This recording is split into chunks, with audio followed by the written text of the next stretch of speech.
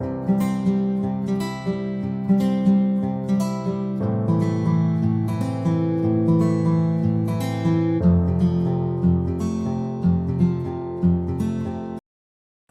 عليكم ورحمة الله وبركاته. ازيكم عاملين ايه؟ يا رب تكونوا بخير، يا رب في احسن صحة واسعد حال. النهاردة هنعمل مع بعض ان شاء الله يعني باذن الله كفتة وطرب. دي كده بصلتين مبشورين ناعم وطماطمتين مبشورين برضو. هنزل عليهم بقى بايه؟ بالتوابل بتاعتي. ايه؟ حوالي معلقة الا ربع كده فلفل اسود من الصغيرة بتاعت الشاي، مش هنكتر قوي عشان الحاجات ما تبقاش حامية علينا. دي ترجع لكمية اللحمة اللي عندي. هنحط ايه؟ ربع معلقة كمون. بحب احط للمشاوي والحاجات محمرة ايه؟ كزبرة. نص معلقة مليان كزبرة ناشفة، بتدي ريحة على فكرة حلوة جدا على فكرة. هنحط قرفة، بحب احط قرفة، بتدي للكفتة عموما ريحة وطعم حلو قوي.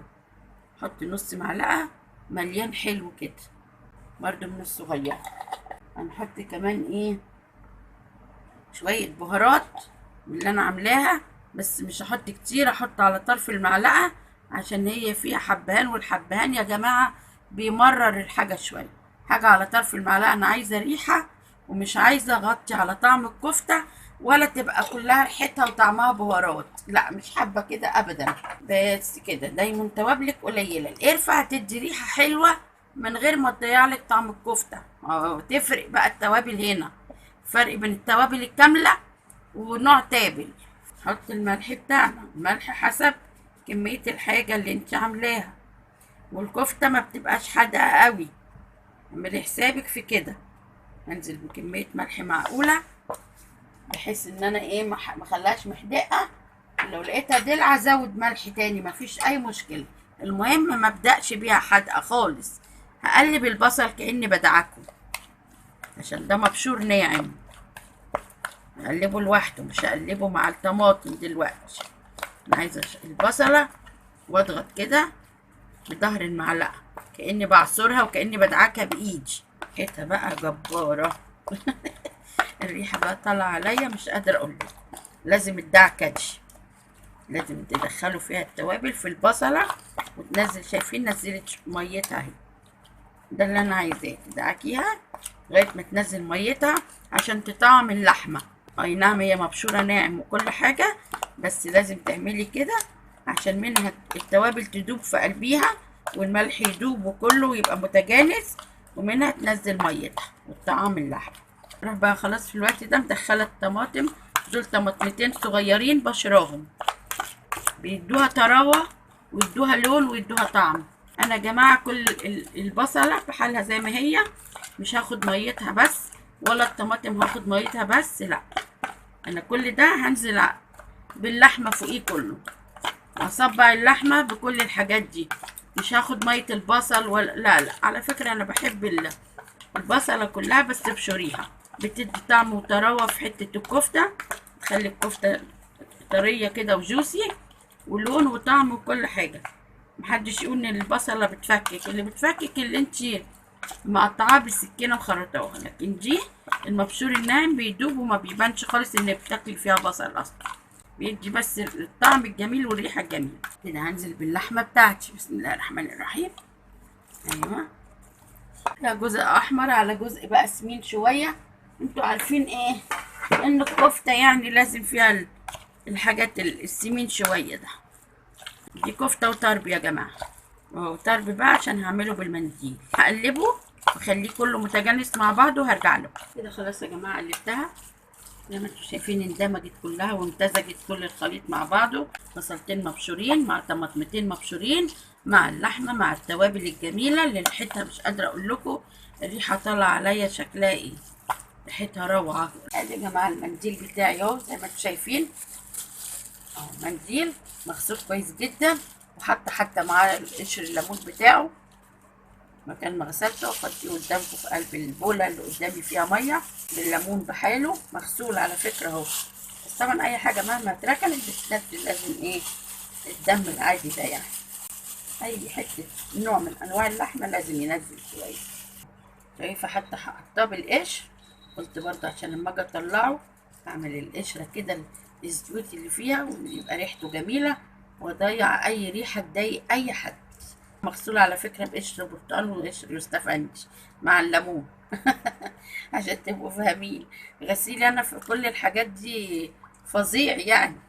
لازم تشوف الحاجه بتطلع كده، لازم تطلع زي الفل مطبقاه كمان عشان ما يتبهدلش زي ما انتوا شايفينه. انا من زمان وانا طبعي كده في اكلي، يعني من ساعه ما اتجوزت ومن قبل ما اتجوز. يعني لو بعمل اي حاجه في البيت كنت عند والدتي ووالدي الله يرحمهم يا رب، ويرحم امواتنا جميعا يا رب وامواتكم. حاجتي دايما منظمه كده. على فكره كل حاجه عندي في بيتي كده منظمه. والله لو حاجه اتشالت من مكانها ادوخ. بحب كل حاجه ليها مكانها، يعني انا ده طبعي. كل حاجه تبقى نظيفه، كل حاجه منظمه. ويا ريت كل الناس تعمل كده، ده بيريح. الاهمال ده بيضايق. تدوخي على حاجتك تدوخي. طبعا البيت بيبقى فيه كذا ايد يعني ربنا يخلي. فايه لو حد شال حاجه من مكانها انا يعني ابقى تايهه. عشان اتعودت. بص ده كده يا جماعه اهو مثلا منديل. في حاجات وانا بشتغل كنت بقطعها عشان كنت بلاقيها هتتبهدل. اشوف كده اشتغل بيه ده كله، لا كبير قوي. ايوه. آه. يعني اي حاجه لازم تفضل في مكانها. انا ده طبعي بقى. يعني حتى كل واحد ليه الفوطه بتاعته وليه المشط بتاعه. كل حاجه هنا ليها نظام عندي في البيت. حتى وانا بنت زي ما بقول لكم كان ليا كل حاجتي لوحدي برضه. نبدا بقى بالطرب الاول، وبعد كده نشوف هنعمل كفته قد ايه. والله لو عملنا كله طرب مش هيقول لا. نسمي ده كده اهو. لحمه حلوه كده. نشوف كده ايوه حسب الايه، حجم تقطيعة الطرب اللي انت عاملاه. اهو زي ما انت شايفه. بسم الله الرحمن الرحيم كده. عايزين نعمله كله طربه وفي النهايه كفته جوه الكفته، يعني كل لحمه جواه، يعني ما يجراش اي حاجه. على اساس ان احنا المنديل ده مش طول السنه عندنا، احنا طول السنه بنعمل في كفت. ما تطوليش قوي في المنديل ده. اسمه منديل يا جماعه، البنات الصغيره اللي مش عارفه. ما تطوليش قوي فيه عشان مش لازم يلف كتير، عشان ما يبقاش الصباع كله دهون، خصوصا ان في حتت فيها تكتلات. ودي خساره ما تترميش، لا بتدي طعم وبتخلي الصباع جوسي. وكده كده بيسلي في قلب الصينيه. فما تقوليش دي كلها دهن ارميها، لا خساره حرام. حاجات غاليه بتمن اللحمه. انتوا عارفين بقى اهو. زي ما انتوا شايفين كده. انا ما قطعتوش كله الحقيقه عشان ما يتبهدلش ويتهدر. قلت اقطع وانا شغاله عشان اللي يفضل سليم ويفضل متشال ملفوف زي ما هو، زي ما انتوا شايفين منظره كده. شايلاه ملفوف زي ما هو اهو. انتي بصوا ما تترميش. ليه تترمي؟ هي كده كده هتسلي وهتنزل الدهون. يعني انتوا في اللحمه الضاني بترموا، هي لحمه ضاني بتبقى كده يا جماعه. اديتكم كل الافكار وكل حاجه انا حابه اقولها لكم. هفلف هو ده معاكم اهو. مش هيقول اي حاجه، هو هيسلي. اللي بتقول ده نرميه، لا هو هيسلي ويفضل لك المنديل الخفيف. عشان بقول لكم الناس الكبيره بقى تاخدوا منها الافكار بقى وكل حاجه صح. اهو ما تخافيش، ما تقوليش ده هيطلع، لا بقى هيسلي كل ده هيسلي ويفضل لك بقى الخفيف خالص. هعمل ده بس كمان معاكم، وفي الاخر هعمل ايه بقى؟ هقفل الفيديو بتاعي واكمل مع نفسي. اشوف كده لو هعمل كام صباع كفته مفيش مشكله. هعمله كله كده برضو مفيش مشكله. كده هيتاكل وكده هيتاكل. والمنديل اللي بقيته يتشال ينفع في وقت تاني. مفيش اي كده كده. اللحمه مش هتاخد المنديل ده كله اصلا. المنديل ما شاء الله كتير. واللحمه مش كميه هتاخد كل المنديل ولا حاجه. تقفلي كده. ايوه. بس ما تخافيش من اللي خارج ده، هي كده كده هتمسك. وانا مش بحط على الكفته دي بقسماط، ولا حتى لو هصبعها كفته. انا عامله معاكم كفته قبل كده مصبعاها من غير بقسماط لو تفتكروا. تقريبا اخر مره عامله كفته عاملاها وكانت متماسكه وشفتها قدامكم. واللي هتعمل كفته تعمل زي ما بعمل كده بالشاليمو التخينة، اللي هي مش الرفيعة. الشاليمو التخينة دي مش الرفيعة، ولا ولا بعصاية الشيش دي. بص عصاية الشيش رفيعة برضه قوي، دي احلى. السمك ده معقول، عشان لو عملت كفتة هتعرفوا ان انا عاملاها بالبلاستيك اهو. بصوا هعمل لكم صباع كده واشوف انا بصراحة اكمل كفتة ولا هيبقى كله طرب، يعني انا مش عارفة، بس هعمل صباع قدامكم اهو عشان تعرفوا. اه لو عملت هعمل بالشاليمو ده. خلاص كده، شايفين الطماطم فيها عاملة ازاي؟ بتدي لونها جميل ما شاء الله.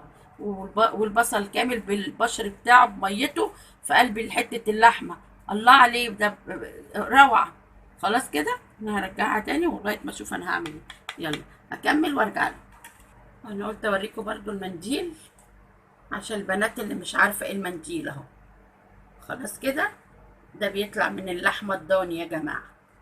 خلاص كده، ايوه زي ما انتم شايفينه، ما شاء الله جميل وزي الفل ومغسول قشطه. مش قادره اقول لكم على الغسيل، والله ما ليه ريحه زفره ولا ريحه لحمه ضاني من كتر الغسيل والليمون وقشر البرتقال وكل القصه دي. خلاص كده، ولو هتصبعي كفته عشان ما تنسيش افتكري كويس، ما تحطيش بقسماط، هي بتشمع لوحدها.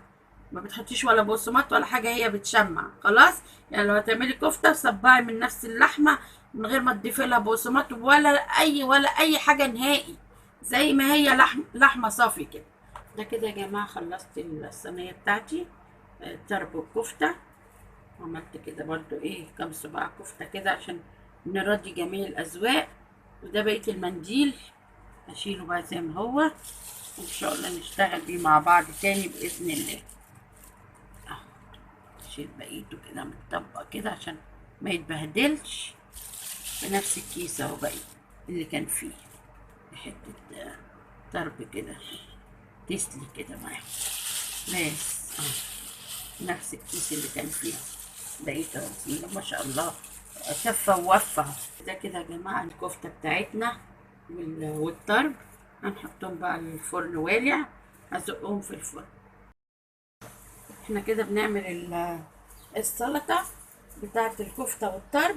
بجهز السلطات بتاعتنا علشان خاطر اعمل السلطة كده زي نظام المحلات، بالطريقة بتاع المحلات. قطعت الحاجة كلها جوليان زي ما انتوا شايفين كده، كله جوليان جوليان. البصل اهي جوليان رقيق جدا زي ما انتوا شايفين، شرايح كده يعني رقيقة. الطماطم كذلك، الخيار كذلك، الجزر كذلك، في فلفل تحت كمان فلفل رومي. بسم الله كده نجيب العلبة بتاعتنا اللي هنعمل فيها. هقلب كل الحاجات اهي قدامكم عشان خاطر ايه، في فلفل رومي اهو وطماطم. شايفين المنظر الجميل ده، الخضروات الحلوة. هنزل بقى كمان بايه، السلطة اللي بيعملوها بقى في المحلات بتاعت الكفتة والطرب والكباب والحاجات الحلوة دي. بتحط لها ايه، بقدونس. ده بقدونس يا جماعة انا مفرزاه عندي.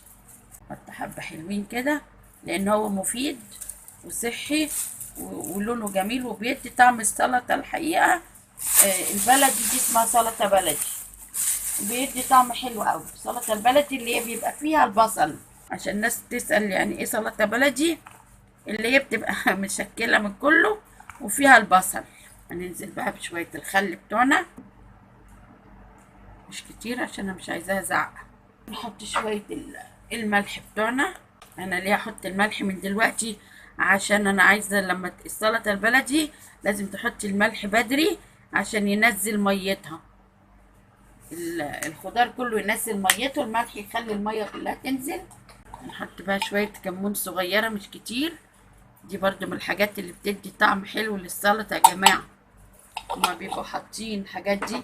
شوية كزبرة ناشفة مش كتير، هي انتوا ما بتحسوش بالحاجة بس بتحسوا ان السلطة ليها طعم مميز وحلو. هما بيبقوا حاطين الحاجات دي على بسيط زي ما انا عاملة كده. ممكن ازود شوية بقدونس كمان، بس قليل شوية، بيدي طعم حلو قوي للسلطة حقيقي، بيديها روح كده.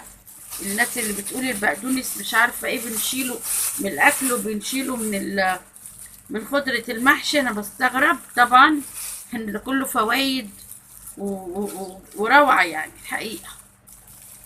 يعني غلطان اللي بيشيل البقدونس من خضرة المحشي، غلطان قوي بصراحة، لان هو ملوش ريحة زاقة ولا طعم زايق.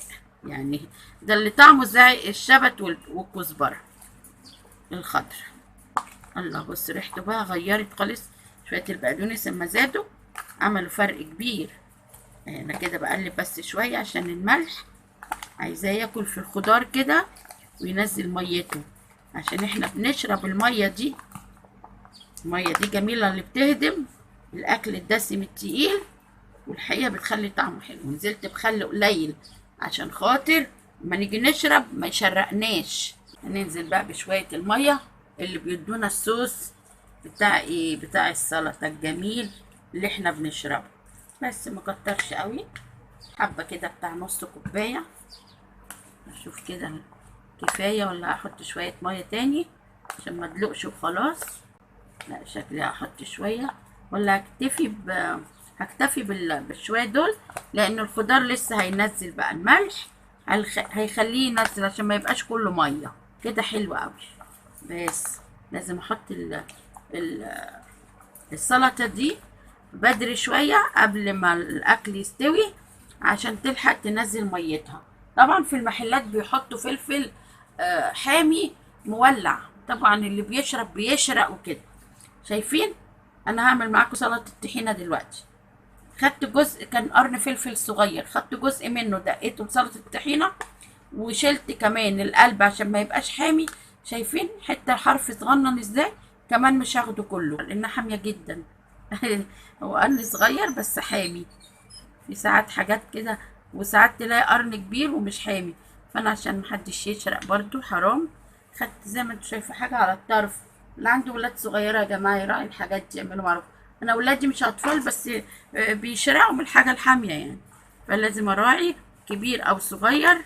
ولو عايزه حاجه انا حراقه ليا زي ما قلت لكم قبل كده، اعمل لوحدي طبق على جنب ايا كان نوع الحراق اللي انا بحبه يعني. نعم الشطة حلوة، بتنشط الدورة الدموية، بس كترها مش كويس وخصوصا للأطفال. واللي عنده معدته فيها مشكلة التهابات ولا أي حاجة يا جماعة يبعد عن الحامي والشطة والتسبيكات والكلام ده. يعني كل حاجة وليها حاجتها. كده خلاص أنا هكتفي بشوية صوص المية، مش هكتر عشان هي الخضار ده هينزل ميته من الملح. أنا مش محتاجة دوت طبق على قد الأكلة، مش محتاجة أكتر عشان الخضار رخر يتاكل. نغطي بقى عشان طبعا البصل ما يكرفش التلاجة، واشيلها في التلاجة بقى عمل الاكل بتاعي ما يستوي يكون هي نزلت بقية المية بتاعتها. بس كده خلصنا من سلطة الطماطم. هركنها ثواني بس جنبي عشان هعمل معاكم بسرعة سلطة الطحينة. لوازم بقى اللزوم بقى اللي عمي من الشغل بيقولولك ايه، تظبيط الشغل، فده لزوم الشغل يا جماعة. نرجع كده نحط الطحينة بتاعتنا. الحقيقة هم دول الحبة، اتفاجئت ان هم مش كتير بس هيقضوا الغرض لغاية لما اعمل. والسمسم بقى غالي نار. انا اشتريت الكيلو بقى ب120 جنيه، السمسم مش الطحينة. 120 ايه؟ لا يا رب ده ب150.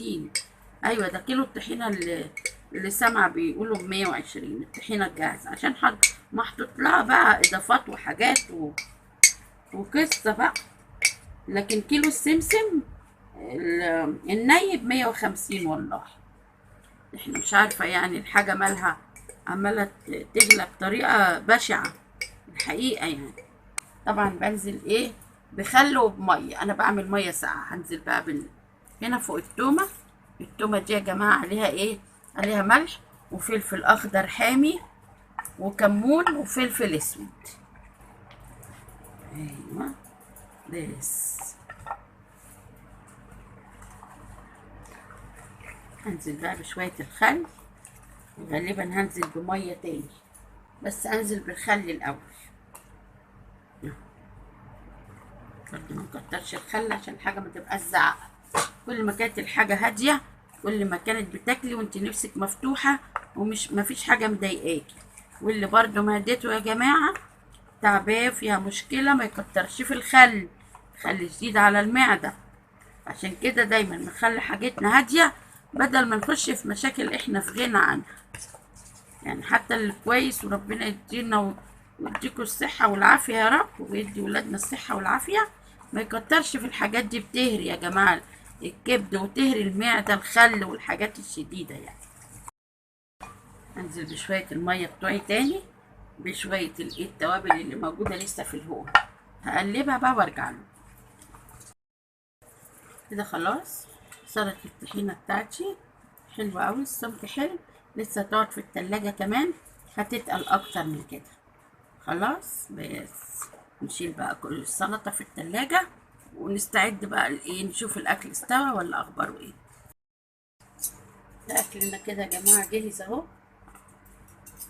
ايوه السلطة، ماشي. السلطة بتاعتنا، ودي المية بتاع السلطة اهي. اهي شفتوا المية بتاعتها جميلة ازاي. السلطة نفسها، بسم الله الرحمن الرحيم. السلطة البلدي، وقلنا ليه سلطة بلدي؟ عشان فيها كل حاجة، وبقدونس والبصل. الله على البقدونس اللي الناس زعلانة منه. هو حد يزعل من البقدونس يا جماعة؟ ولا يزعل من البقدونس أنا اللي هزعل منه.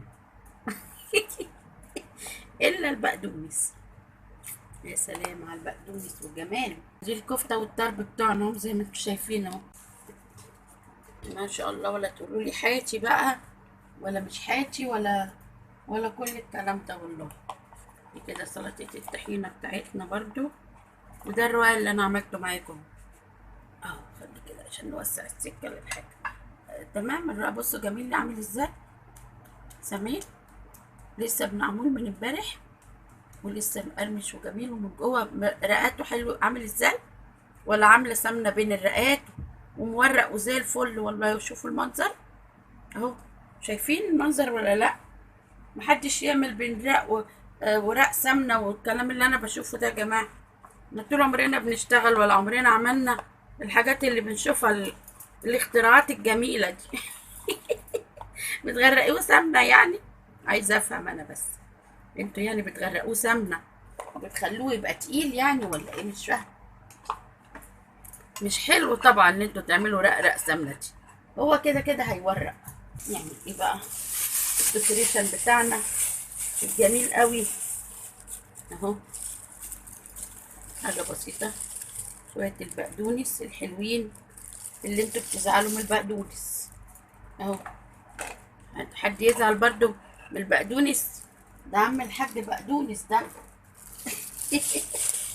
وادي البقدونس بتاع الكفته، كل ده بقدونس مفرزاه اهو، زي الفل اهو. ده بقى حلو، بيمتص الدهون بتاعت الكفتة بتاعت الحاجات دي، هو بقى بيشربها يعني.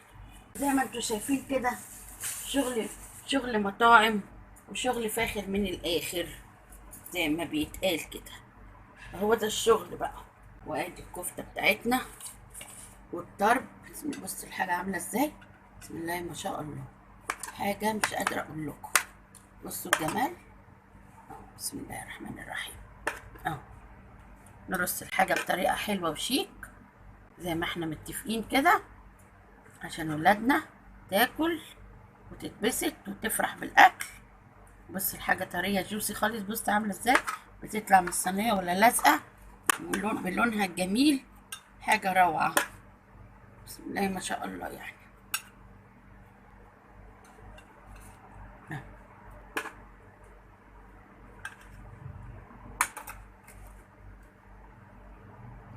اهو الاكل حقيقة يعني بيتكلم عن نفسه، الاكل بيتكلم عن نفسه، مش محتاجة اقول حاجة الحقيقة يعني. بصوا الحاجة في الصينية عاملة ازاي، بصوا حاجة ايه ما شاء الله اهو.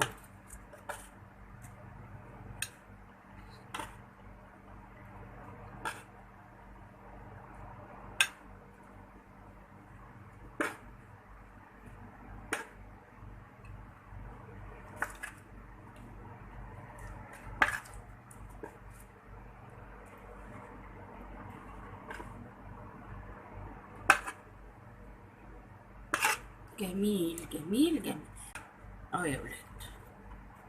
نحط بقى الكفتة. ايوه شايفين ماسكة ازاي؟ مش عشان ما فيهاش ولا بقسماط ولا حاجة خالص، اهو زي ما انتوا شايفين كده، مفيش بقسماط فيها ولا كل الكلام ده، ومتماسكة عشان هي بتشمع، ما بتبقاش محتاجة بقسماط ولا الكلام ده كله. احنا بس بنحط بقسماط، بنزود الكمية مش عارف، لكن هي كده كده من غير بقسماط هي بتشمع.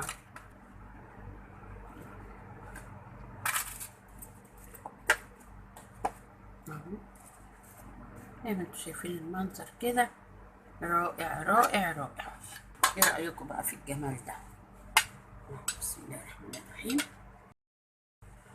كده يا جماعة الأكل بتاعنا خلاص خلص، الكفتة والطرب بتوعنا. ودي سلطة الطحينة هي اللي أنا عاملاها على إيدي هنا أصلا، وعاملاها معاكم برضو قبل كده يعني مش النهاردة. ودي السلطة البلدي بتاعتنا، بلدي عشان عليها زي ما قلنا البصل. ودي مية السلطة الجميلة الحلوة قوي. وده الرقاق اللي أنا عاملاه معاكم، شايفين شكله زي ما شفتوه كده. وده الخيار اللي أنا مخليلاه معاكم. شفتوا بقى هو ملازمنا ازاي؟ ده ملازمنا طول العيد. عشان اقول لكم الخيار مهم جدا في العيد على فكرة. وده العيش بتاعنا، اللي حابب ياكل بالفينو ياكل، اللي حابب ياكل بالعيش دوت معمول في البيت برضو ياكل. وادي العيش البلدي بتاعنا، وادي الاكل كله يا جماعة اهو زي ما انتم شايفين. اكلتنا كاملة متكاملة، وبألف هنا وشفا على اللي هيعمل بالطريقة الحلوة دي وهياكل. بألف هنا وشفا علينا اللي هناكل. والله ما في اجمل من الاكل البيتي، وحياة ربنا وتتقنيه. شايفين ما الكفته والطرب عاملين ازاي؟ شايفين المنظر يا جماعه؟ بصوا عامل ازاي، طري ومعلوش بيكنج باودر وزي الفل. عامل ازاي؟ ما فيهوش بقى كمان ولا بقسماط ولا كل الحاجات دي. احلى والله. عايزه اقول لكم ريحه الاكل مش ممكن، وريحه الكفته روعه، والاكل كله الحقيقه روعه، يستاهل بقكم يعني. اتفضلوا معانا والله بألف هنا وشفا، وبألف هنا وشفا عليكم اللي هتعملوا بالطريقه اللي مفيش اجمل منها دي. وبألف هنا وشفا علينا.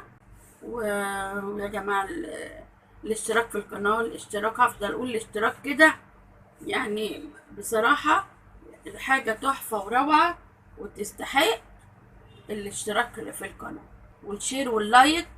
يا جماعة اللايكات برضو قليلة جدا، حتى اللي بيشتركوا في القناة مفيش لايكات، يعني كم الاشتراك والعدد غير اللايكات خالص. يعني فين اللايك، فين الكومنتات الحلوة، فين كل كلامكم الجميل، فين كل الحاجات دي، فين الاشتراكات؟